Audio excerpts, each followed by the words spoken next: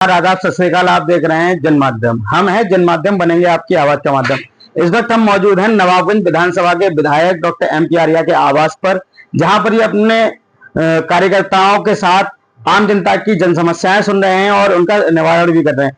आज हम एक ऐसा मुद्दा लेकर आए हैं जो कि सभी उत्तर प्रदेश के वासियों के मन में है। हम बात करेंगे डॉक्टर MP आर्या से और कुछ ताजा मुद्दों पर बात करेंगे। बहुत बहुत स्वागत है आपका। धन्यवाद आपका। आपके सभी श्रोताओं के लिए नमस्कार।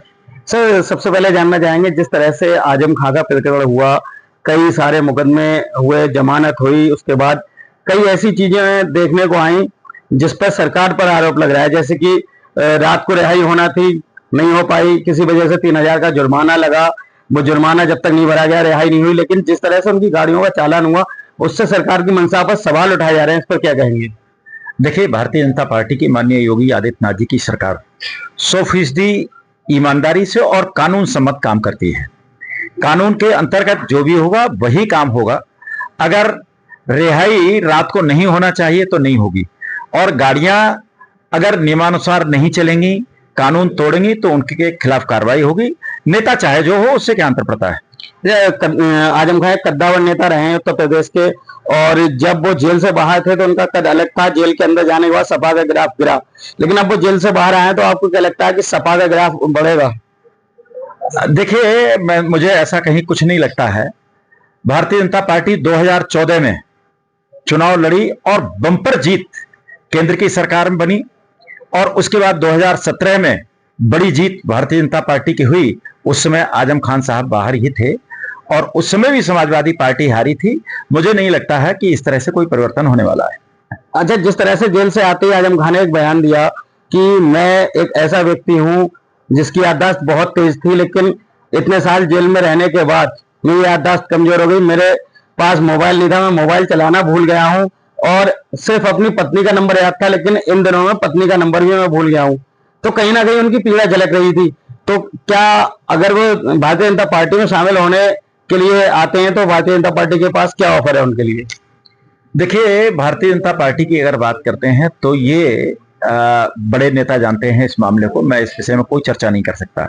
हाँ, ये बात जरूर कहूंगा कि जैसे उन्होंने अपनी याददाश्त के बारे में कहा है, तो मेरा कहना है, एक तो डॉक्टर होने के नाते ये बताना चाहता हूं कि ज्यों-ज्यों आदमी की आयु बढ़ती है, आयु के साथ में कहीं ना कहीं विस्मृतियां होती हैं, थोड़ा भूलने की आदत बनती है।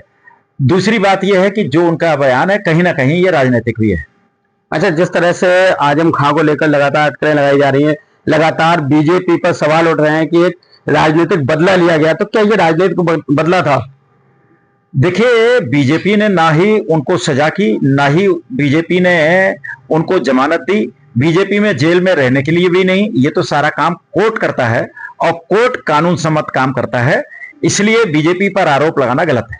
अच्छा, जिस तरह से बरेली में एक प्रकरण चल रहा है, कानपुर से शुरू हुआ और धीरे धीरे पूरे उत्तर प्रदेश और देश में फैल गया। आइलम मोहम्मद को लेकर तौकीर रजा साहब ने कल कहा कि हम 3 दिन पहले कहा हम मार्च करेंगे इस्लामिक ग्राउंड तक, लेकिन कल उन्होंने अचानक वापस ले लिया। लेकिन अभी भी लगातार पुलिसकर्मी मार्च कर रहे हैं। लगातार बरेली का माहौल थोड़ा टेंशन वाला है, उसको लेकर क्या कहेंगे? देखिए, धार्मिक आजादी इस देश के अंदर सभी के लिए है, लेकिन धार्मिक उन्माद फैलाने की छूट किसी के लिए भी नहीं है।